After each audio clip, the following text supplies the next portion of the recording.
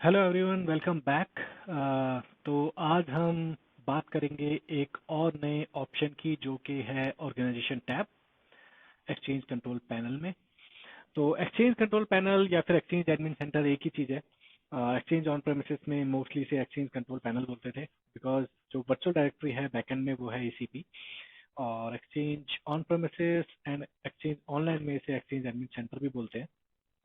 तो अगर आपने पिछले वीडियोस नहीं देखे हैं तो आई वुड रिकमेंड कि आप एक बार वो गो थ्रू कर लो, ताकि आपको जो बाकी के ऑप्शंस हैं उनके बारे में भी पता चल जाए। क्योंकि कंप्लायंस मैनेजमेंट, परमिशन, रेसिपिएंट वगैरह हम पिछले वीडियोस में कवर कर चुके हैं। तो आज हम बात करेंगे ऑर्गेनाइजेशन टैब की। अब ऑर्गेनाइजेशन टैब में आपको दो ऑप्शंस मिलते हैं, शेयरिंग और एडिंस। और अगर मैं शेयरिंग पे क्लिक करता हूं तो मेरे को दो ऑप्शन मिलते हैं यहाँ पे, ऑर्गेनाइजेशन शेयरिंग और इंडिविजुअल शेयरिंग।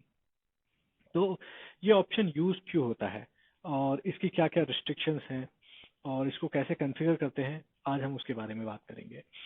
तो अगर मान लो किसी कंपनी का मर्जर सिचुएशन है या फिर किसी दूसरी कंपनी को एक्वायर कर रही है, तो कई बार रिक्वायरमेंट होती है कि आपको फ्री बिजी या फिर अवेलेबिलिटी सेटअप करनी पड़ती है between these two org, right.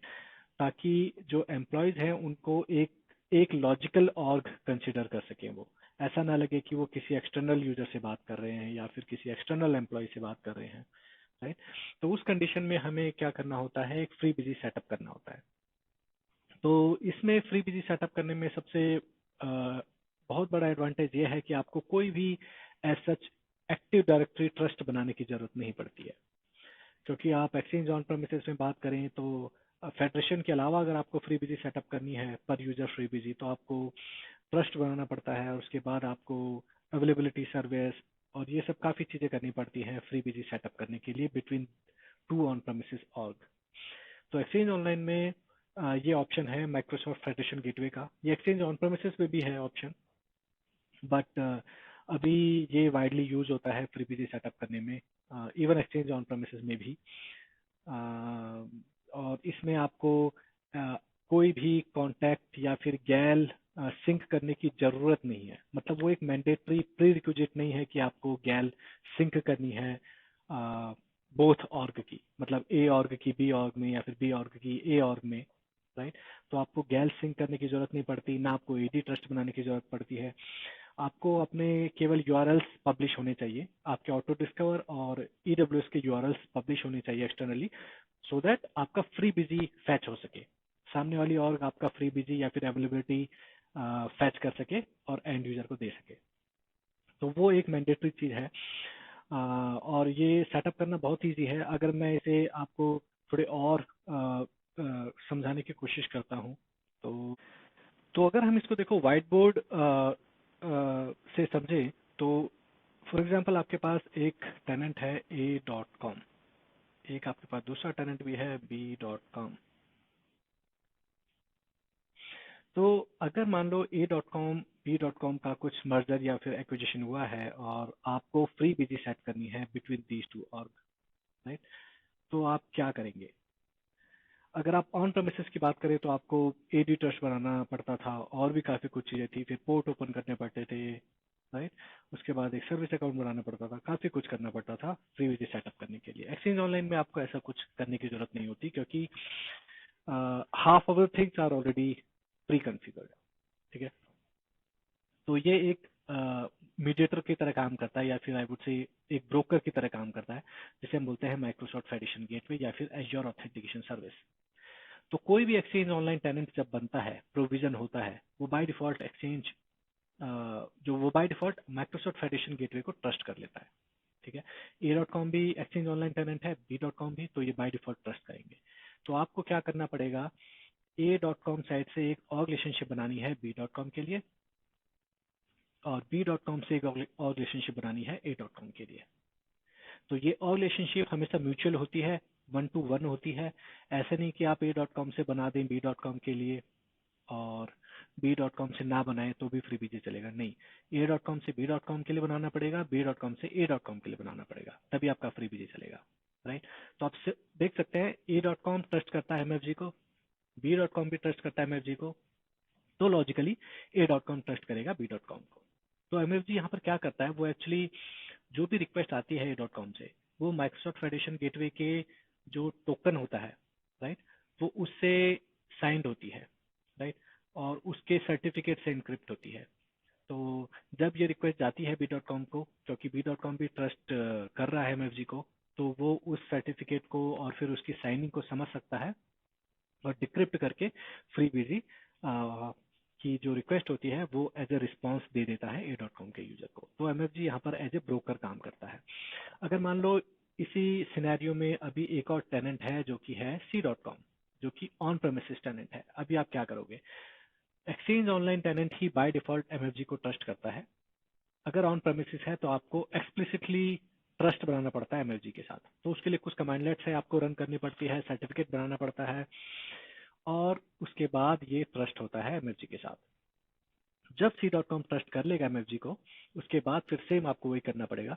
A.com से रिलेशनशिप बना लो C.com के लिए, C.com से A.com के लिए। सेम वे अगर C.com को B.com की FreeBSD देखनी है तो B.com बनाएगा, C.com बनाएगा B.com के लिए, B.com बनाएगा C.com के लिए। तो जितनी भी आपके रिलेशनशिप हैं वो किसी न किसी किसी न किसी ऑर्गेनाइजेशन के साथ अटैच होंगी। या फिर अगर आपको 10 ऑर्गेनाइजेशन का FreeBSD देखना है तो आपको 10 रिलेशनशिप बनानी पड़ेंगी अपनी साइड से, और वो सारी 10 ऑर्ग आपकी ऑर्गेनाइजेशन के साथ रिलेशनशिप बनाएंगे। तो इस तरीके से ये काम करता है। जो रिलेशनशिप है वो हमेशा 1-to-1 होती है। ठीक है, तो वापस हम आ गए हैं एक्सचेंज एडमिन सेंटर पोर्टल पे। तो आप यहाँ पे देख सकते हैं जो MFG के लिए रिलेशनशिप बनानी होती है वो हमें इस ऑप्शन पे बनानी है, जो कि है ऑर्गेनाइजेशन शेयरिंग वाले पे। तो यहाँ पे हमें रिलेशनशिप बनानी पड़ती है, और यहाँ पे आप क्लिक करोगे तो आपको एक फॉर्म खुल के देता है कि आपको क्या नाम से बनानी है और या फिर किस डोमेन के साथ बनानी है। लेट्स से मेरे को HCL.com के साथ एक रिलेशनशिप बनानी है, तो मैं ये करूँगा, और ऑब्वियसली वो मेरे को नाम देना पड़ेगा। तो मैं यहाँ पे नाम दे देता हूँ HCL.com या फिर HCL, कुछ भी चलेगा, और मैं यहाँ पे क्लिक करता हूँ सेव। अभी मेरे को अपने साइड से केवल यही काम करना है। तो अभी बैकएंड में क्या होता है कि ये HCL.com का सबसे पहले ऑटो डिस्कवर चेक करता है। ये ऑटो डिस्कवर डॉट HCL.com एक क्वेरी जाती है मेरे टेनेंट से, और जैसे ही उसे ऑटो डिस्कवर डॉट HCL मिलता है, फिर वो उससे बोलता है मुझे AWS का URL दो। तो जब उसे ये दोनों इन्फॉर्मेशन मिल जाती है, उसके बिहाफ पे फिर वो यहाँ पे जितने भी एट्रीब्यूट होते हैं वो यहाँ पे पब्लिश कर देता है। तो ये मैंने जैसे बताया कि ये 1-to-1 रिलेशनशिप है, ये म्यूचुअल रिलेशनशिप होती है। अगर मैंने HCL.com के लिए बना दिया, इसका मतलब ये नहीं है कि मेरे ऑर्गेनाइजेशन के यूजर्स HCL.com की FreeBSD देखने स्टार्ट कर लेंगे, नहीं। HCL.com का जो टेनेंट है उसको भी मेरे टेनेंट के लिए एक रिलेशनशिप बनाना पड़ेगा, तभी ये काम करेगा। तो अभी आप देख रहे हो ये HCL.com के लिए रिलेशनशिप बनाने की कोशिश कर रहा है। ये बैकएंड में जो क्वेरीज रन करनी है वो जा रही हैं अभी, और जब ये क्वेरीज कंप्लीट हो जाएंगी तो ये मेरे को एक रिलेशनशिप का ऑप्शन यहाँ पे दे देगा कि रिलेशनशिप बन के तैयार हो गई है। देखिए थोड़ा वेट करने के बाद रिलेशनशिप बन के तैयार हो गया है HCL.com के लिए। अगर मैं इसे ओपन करता हूँ या फिर ये पेंसिल आइकन पर क्लिक करता हूँ एडिट, तो HCL के जो भी फेडरेटेड डोमेन है जो कि माइक्रोसॉफ्ट फेडरेशन गेटवे के साथ रजिस्टर्ड है, वो सारे डोमेन यहाँ पे मुझे दिख जाएंगे। तो HCL.com के ये सारे डोमेन हैं जो कि माइक्रोसॉफ्ट फेडरेशन गेटवे के साथ रजिस्टर्ड है। तो ऑटो डिस्कवर ने भी ये सारी इन्फॉर्मेशन फैच कर ली है और यहाँ पे स्टैम्प कर दिया है। Outlook.com ये उनका एप्लीकेशन यूआरआई है। तो जो एक्सचेंज ऑनलाइन के जितने भी टेनेंट हैं उनके लिए एप्लीकेशन यूआरआई हमेशा Outlook.com होगा, और ऑटो डिस्कवर एंड पॉइंट भी हमेशा यही होगा, autodiscover-s.outlook.com। और अगर आप शेयरिंग की बात करें तो यहाँ पे आपको दो ऑप्शन आते हैं। इनेबल कैलेंडर शेयरिंग, जिसमें calendar FreeBSD information with time only, calendar FreeBSD information with time, subject, location, सब कुछ इन्फॉर्मेशन आएगी। तो आपको जो ऑप्शन सेलेक्ट करना है वो आप कर सकते हो। तो सेकंड ऑप्शन आता है कि एवरीवन इन योर ऑर्ग, मतलब कि सारे यूजर्स की FreeBSD दिखे या फिर स्पेसिफिक सिक्योरिटी ग्रुप। अगर मैं चाहता हूं कि HCL.com का जो यूजर है वो मेरे कुछ ही यूजर्स की FreeBSD देख सके, मैं नहीं चाहता कि सारे यूजर्स की FreeBSD पब्लिश हो, तो मैं क्या करूंगा, अपने यहाँ पे एक टेनेंट अपने यहाँ पे एक सिक्योरिटी ग्रुप बनाऊंगा और उसमें उन यूजर्स को डाल दूंगा, उन यूजर्स को मेंबर बना दूंगा और उसके बाद उस ग्रुप को यहाँ पे ऐड कर दूंगा। जब वो ग्रुप यहाँ पर ऐड हो जाएगा तो केवल उन यूजर्स की फ्री बीजी पब्लिश होगी HCL.com यूजर्स के लिए। तो HCL.com वाला यूजर कोई और मेल बॉक्स की फ्री बीजी नहीं देख पाएगा मेरी साइड से, केवल उन्हीं बंदों की देख पाएगा जो कि इस सिक्योरिटी ग्रुप के मेंबर होंगे। अदरवाइज एवरीवन सेलेक्ट कर सकते हैं, तो सारे यूजर्स की फ्री बीजी अवेलेबल होगी HCL.com वाले यूजर्स को। तो यहाँ पे दो ऑप्शन ऐसे मिलते हैं। ओके, मैं यहाँ पे ऐसे ही मल्टीपल टेनेंट्स के लिए या फिर मल्टीपल ऑर्गेनाइजेशन के लिए रिलेशनशिप बना सकता हूँ ताकि फ्री बीजी काम कर सके और उन ऑर्ग को भी मेरे साथ फ्री बीजी स्टैब्लिश करनी पड़ेगी और रिलेशनशिप बना के। तो सेकंड ऑप्शन यहाँ पे आता है इंडिविजुअल शेयरिंग। तो इंडिविजुअल शेयरिंग में क्या होता है कि अगर मेरे यूजर्स को किसी एक्सटर्नल डोमेन के साथ फ्री बीजी शेयर करनी है, वो मे बी कोई नॉन एक्सचेंज इन्वायरमेंट हो, उनके पास एक्सचेंज ना ही हो, लेट्स से gmail.com, राइट, उनका अलग ही मेलिंग सिस्टम होता है। तो मेरे यूजर्स को gmail.com के यूजर्स के साथ फ्री बिजी कैलेंडर या फिर कॉन्टैक्ट शेयर करना है, तो इंडिविजुअल शेयरिंग काम आती है। तो उस टाइम पे मैं क्या कर सकता हूँ, ये डिफॉल्ट शेयरिंग होती है हमेशा, ठीक है।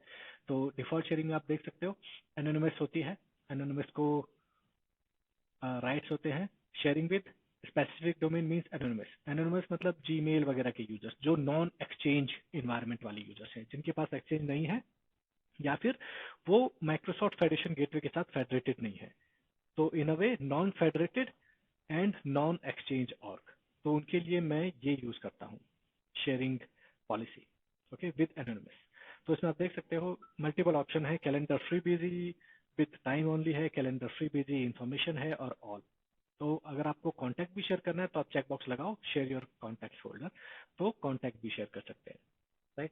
अभी मेरे को किसी नॉर्मल यूजर नॉर्मल डोमेन के लिए बनानी है कोई सेपरेट, राइट, तो मैं प्लस पे क्लिक करूंगा, यहाँ पे मेरे को जो भी पॉलिसी का नाम देना है वो दूंगा और यहाँ पे मेरे को जो भी डोमेन का नाम देना है, राइट। अगर मेरे को स्पेसिफिक डोमेन के साथ शेयर करनी है, लेट्स से tcs.com, तो यहाँ पे मैं उस डोमेन का नाम दे दूंगा और जो भी मेरे को परमिशन सेट करनी है आउट ऑफ दीज 3, तो वो मैं ऑप्शन सेलेक्ट कर लूंगा। तो TCS यूजर्स tcs.com यूजर्स के लिए ये वाली पॉलिसी अप्लाई होगी, राइट। तो और बाय डिफॉल्ट ये पॉलिसी अप्लाई होती है यूजर्स को डिफॉल्ट। तो जो नई पॉलिसी बनाई है मैंने, अगर मान लो मैं नई पॉलिसी बनाता हूँ तो मेरे को वो यूजर्स पे भी लगानी पड़ेगी ताकि वो यूजर्स के लिए एप्लीकेबल हो, राइट। तभी ये इंडिविजुअल शेयरिंग पॉलिसी काम करती है। अगर आपको इसके बारे में ज़्यादा इन्फॉर्मेशन चाहिए तो आपको लर्न मोड पे क्लिक करोगे तो आपको यहाँ पे सेम इन्फॉर्मेशन बताएगा जो अभी हमने डिस्कस की। Sharing policy provide user established people to people sharing of both calendar and contact information with different type of external users, right। और अब यहाँ पे देखो recipient that are not an external federated org or are in non-exchange org, sharing policy allow people to people sharing of their calendar and contact using anonymous, right। तो अगर आपके पास non federated org है जो कि external है, तो उस case में आपको एनोनिमस अलाउ करना पड़ेगा ताकि फ्री बीजी काम कर सके, ओके। तो ये ऑप्शंस हैं आपके शेयरिंग टैब में, ऊपर मोस्टली फेडरेटेड ऑर्ग के लिए और नीचे मोस्टली हम यूज करते हैं जो नॉन फेडरेटेड या फिर एक्सटर्नल ऑर्ग होती है। और आपको यूजर्स को परमिशन असाइन करनी पड़ती है अगर आपको रिलेशनशिप बनाई है आपने नई और उसके बाद आपको न्यू रिलेशनशिप यूजर्स को देनी है, तो आपको यहाँ पे आके नई पॉलिसी सिलेक्ट करनी पड़ती है, तो उन यूजर्स को वो शेयरिंग पॉलिसी अप्लाई होगी, okay. Back to organisation tab और यहाँ पे सेकंड ऑप्शन आता है एडिन्स का। तो एडिन्स में क्या होता है कि अगर मान लो कोई स्पेसिफिक एडिन आपको अपनी एक्सचेंज और में सारे यूजर्स को देना है, राइट, तो आप यहाँ से एडिन इंस्टॉल कर सकते हो और वो आपकी रिक्वायरमेंट के हिसाब से या तो आप मर्जी है तो फ्यू यूजर्स को दे दो या फिर ग्रुप ऑफ यूजर्स को दे दो या फिर सब यूजर्स को दे दो, तो वो एडिन आप अपने रिक्वायरमेंट के हिसाब से यूजर्स के आउटलुक में अपने आप पुश कर सकते हैं, राइट। तो बाय डिफॉल्ट ये आपको 1 2 3 4 5, राइट। 5 to 6 आपको बाय डिफॉल्ट मिलते हैं ये, राइट। और आपको अगर जैसे कि फॉर एग्जांपल वीवा इनसाइट्स है, तो आप देख सकते हो यहाँ पे मैं अगर इस पे एड इन पे क्लिक करता हूँ तो मेरे से पूछता है make this add in available to users in your org, specify user defaults, optional है। या तो ये एड इन ऑप्शनल होगा, यूजर्स को चाहिए तो ठीक है, वरना कोई दिक्कत नहीं है। Optional disabled by default, optional होगा बट डिसेबल्ड होगा, तो यूजर्स को इनेबल करना पड़ेगा। ये ऑप्शनल है बट इनेबल्ड है। और मैंडेटरी ऑलवेज इनेबल्ड, मतलब कि ये एड इन यूजर्स के आउटलुक में होगा ही होगा, यानी कि पुश होगा ही बैकएंड से। तो ये है mandatory always enabled, users can't disable this, right. तो ये ऑप्शंस आपको देता है। और ये फिर यूजर्स के आउटलुक में पुश होते हैं बैकएंड से और यूजर्स इन्हें यूज कर सकते हैं। अगर आपको नए एड इन डालने हैं तो आप यहाँ पे क्लिक कर सकते हो। यहाँ पे ऑप्शन भी आता है आपको ऐड फ्रॉम ऐप सोर्स। अगर आपके पास जैसे आप क्लिक करते हो तो आपको ये एक दूसरे यूआरएल पे ले जाता है, और जहाँ से आप कुछ भी आपको अगर एड इन जो यहाँ पे स्टोर में है वो आप पब्लिश कर सकते हो। आप यहाँ पे बहुत सारे आपको एड इन मिलेंगे, जो कुछ माइक्रोसॉफ्ट के भी होंगे, कुछ थर्ड पार्टी भी होंगे, जो भी यहाँ पे पब्लिश है वो सारे आपको एड इन मिलेंगे, और आप ये एड इन पब्लिश कर सकते हो। जब आप यहाँ पे क्लिक करते हो गेट इन नाउ पे, ये कुछ आपसे इन्फॉर्मेशन पूछेगा और परमिशन पूछेगा, आप इस पे क्लिक करेंगे तो ये पब्लिश हो जाएगा, राइट। तो जैसे कि अगर मान लो मैं इस पे क्लिक करता हूँ तो ये मेरे से कुछ इन्फॉर्मेशन पूछेगा, ओके। फिर ये आपको पोर्टल पे ले जाएगा, और ये एक्चुअली जितने भी एड इन होते हैं आप सारे admin.microsoft.com साइट से ही पब्लिश होते हैं। तो आपको यहाँ पे ले जाएगा, ये आपसे पूछेगा परमिशंस, परमिशन देने के बाद ये डिप्लॉय हो जाएगा आपके। जैसे मैंने बताया कि आप ग्रुप ऑफ यूजर्स को कर सकते हो या फिर ऑल ऑर्ग, राइट। तो आप अपने हिसाब से एंटायर ऑर्ग को करना है या फिर स्पेसिफिक यूजर सेट को करना है, तो आप उस हिसाब से ये एड इन डिप्लॉय कर सकते हो अपनी ऑर्ग में, राइट। तो दैट्स हाउ ये एड इन काम करता है। और आपको डिलीट करना है एड इन तो सिंपली क्लिक करो और डिलीट बटन पे क्लिक कर दो, वो एड इन डिलीट हो जाएगा आपके ऑर्ग से, राइट। और क्या क्या परमिशन होती है इन एड इन को मेल बॉक्सेस पे आप क्लिक करके यहाँ पे देख सकते हो। जैसे कि ये एड इन है, परमिशन है रीड राइट मेल बॉक्स, तो इस एड इन को रीड राइट की परमिशन है यूजर्स के इंडिविजुअल मेल बॉक्स पे। Same way Bing map permission restricted है, कोई परमिशन नहीं है सच। टेम्पलेट्स में अगर देखोगे रीड राइट आइटम, तो आपको अपने हिसाब से यहाँ पे सारी परमिशन जो भी रिक्वायर्ड होती है एड इन के लिए वो पब्लिश होती है, और उस हिसाब से आप अलाउ करते हो। तो ये एड इन आपको आउटलुक आपके क्लाइंट लोकेशन पे दिखते हैं यूज करने के लिए। तो ये था एड इन के बारे में ओवरव्यू। आने वाले वीडियोस में बाकी टैब्स के बारे में बात करेंगे, जैसे प्रोटेक्शन है, मेल फ्लो है, मोबाइल है, पब्लिक फोल्डर, हाइब्रिड। तो वीडियोस के साथ बने रहिए और चैनल को ज़्यादा से ज़्यादा लाइक शेयर कमेंट कीजिए, ताकि मैं इस तरीके के वीडियोस कंटिन्यू करता रहूं। देखने के लिए धन्यवाद।